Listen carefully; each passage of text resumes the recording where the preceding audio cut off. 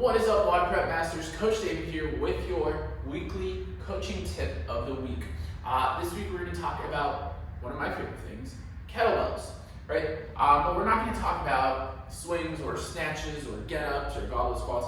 We're going to talk about specifically how to hold your bell to get the most out of it when we program things like overhead carries, front rack carries, and all those different accessory movements we tend to program that we tend to hear some complaints about, okay? So the first thing we want to look at is our wrist position when we're holding our bell, okay? Ideally, we want to have a nice neutral wrist, kind of like if we were getting ready to throw a punch. Where we hear most complaints come from is people that are holding the bells incorrectly, and they tend to hold with their wrist here in extension, okay?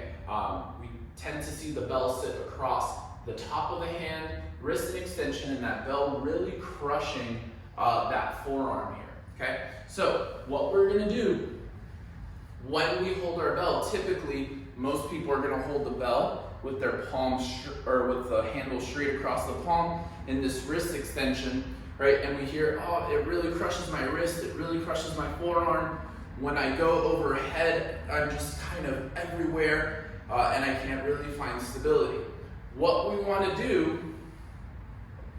is make sure that that bell sits right across what we call the heel of our hand, okay? So instead of being straight across, it's going to be almost like a false grip on rings. We want that handle to sit right across the heel, and now I can have a nice neutral wrist.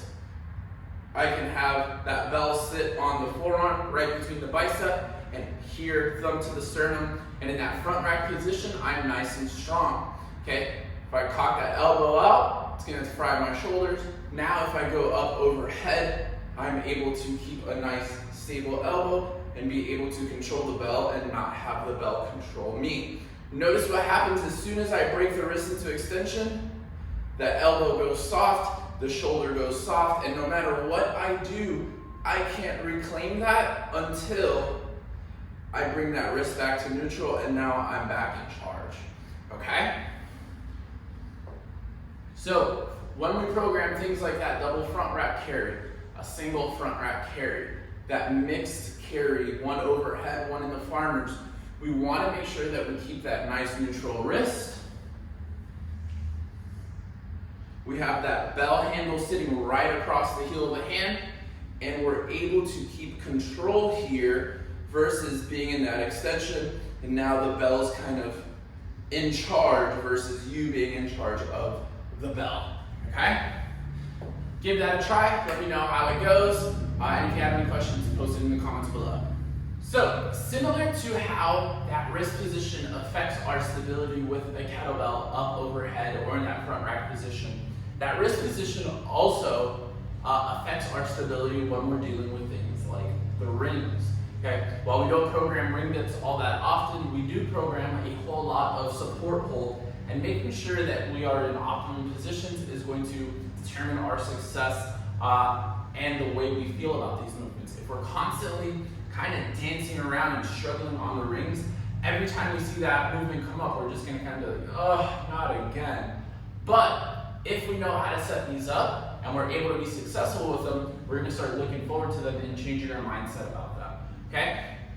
So a few things here. When we're setting up our rings, the distance between the rings matters, and the distance between the rings is going to be individual. Okay? I know most gyms on high rings have them already set up either like on the shrimp trawlers or they're set up hanging from the rafters, wherever they are. But when you're dealing with low rings, you can kind of adjust the width between them, right? Like this is going to be super duper wide.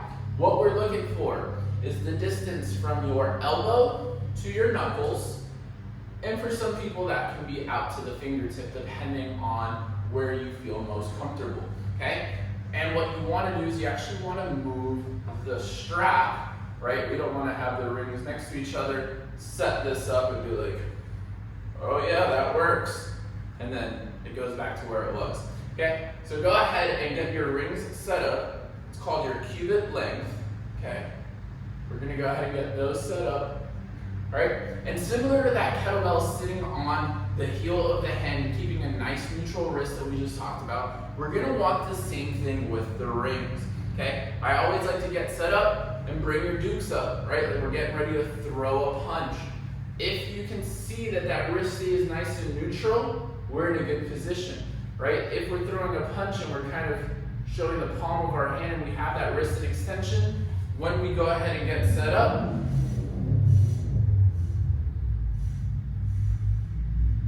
we're gonna end up kind of dancing around here, right? Similar to that kettlebell up overhead with that wrist in extension. So we wanna make sure that we get those knuckles all the way over the rings, we have nice neutral wrists, and then we can hang out here forever. You can turn those rings out the way they're supposed to. As soon as we go into extension in the wrist, you can see I start dancing around on here, and we kind of lose the whole point of this, which is getting that nice isometric extension at the top, okay? So again, make sure that we don't have those wrists in extension here, right? And we get that nice neutral wrist. Get over, it's almost like a slight false grip. Get to your extension and hold. All right, hopefully those two tips, kind of on the same thing, help. Let us know, drop a comment below if this worked for you.